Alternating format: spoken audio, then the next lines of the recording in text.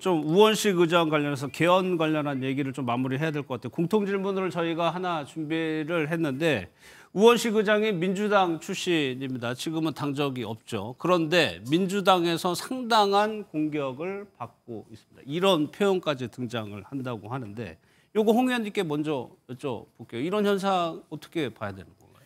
이게 이제 최근에 우리나라 정치에 그 사실관계를 떠나서 SNS에 막 이제 그 사실이 아닌 얘기가 떠돌면서 이제 저게 증폭되는 것 같아요. 물론 일단은 그 우원식 의장이 갑자기 뜬금없이 일요일 날 기자들 불러서 기자회견한 거는 정말 좀 예상 밖이었어요. 저도 뭐 전혀 생각하지 못했던 일이었고 두 번째는 개헌이라는 게 지금 한 5, 60일 만에 그 뚝딱 해가지고 될 수 있는 문제가 아니거든요. 당장 국민투표법도 바꿔야 되는데 선관위에서 얘기한 건 이번 15일까지 개정이 안 되면 불가능하다 얘기하거든요. 그러면 일주일 정도 남은 시점이기 때문에 모든 것이 물리적으로 쉽지 않습니다. 그리고 여의도 어떤 흐름을 아는 사람은 개헌론이 지금 여야 합의도 그러니까 국민의 여야가 없죠. 지금 국민의힘과 민주당이 합치하기도 어려운데 국민의힘 내부 그다음에 민주당 내부에서도 생각이 다 달라요.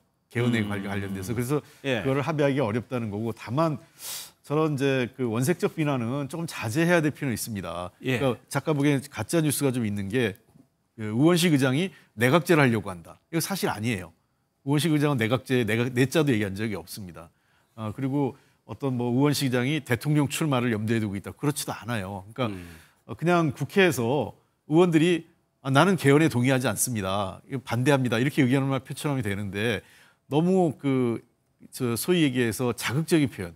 뭐 제가 입에 담기 좀 그런데 그런 표현을 해서 우 의장을 비난하는 것은 썩 바람직하지 않습니다. 왜냐하면 어찌됐든 우원식 의장이 국회를 대표하는 의장인데 의장에 대해서 비판을 할 수 있지만 너무 그 수준 낮은 비난을 해서 국회의 권위, 그다음에 그 전체적인 어떤 의원 전체의 권위를 손상시키는 것도 바람직하지 않습니다. 김재욱 최고는 어떻게 생각하세요? 이 부분에 아까 박찬대 원내대표에 대해서 한마디만 하면요.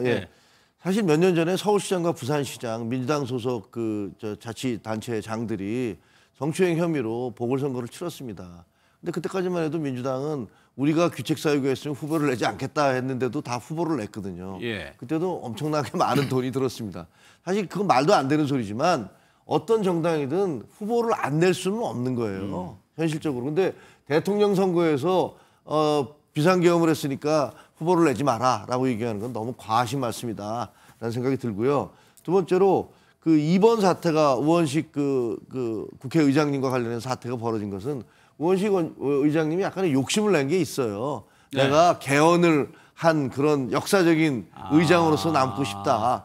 현실적으로 불가능하거든요. 지금 그 대통령 선거가 50 며칠밖에 안 남았는데 언제 그 일정을 개헌 일정을 진행시키겠습니까? 그건 안 되는 건데 그랬더니 거기다가 이재명 대표의 분노가 이제 응답을 한 거예요. 어디 감히 뭐 이런 거죠.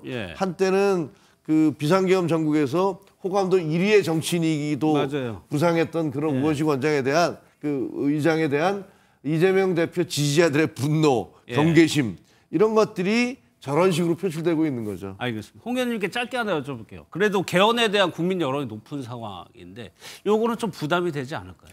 저는 개헌은 해야 되는데요. 그러니까 그 졸속을 할 수 없지 않습니까? 그래서 신중하게 그 다음 정권이 출범한 이후에 그러니까 모든 대선 후보들이 공약을 걸 겁니다.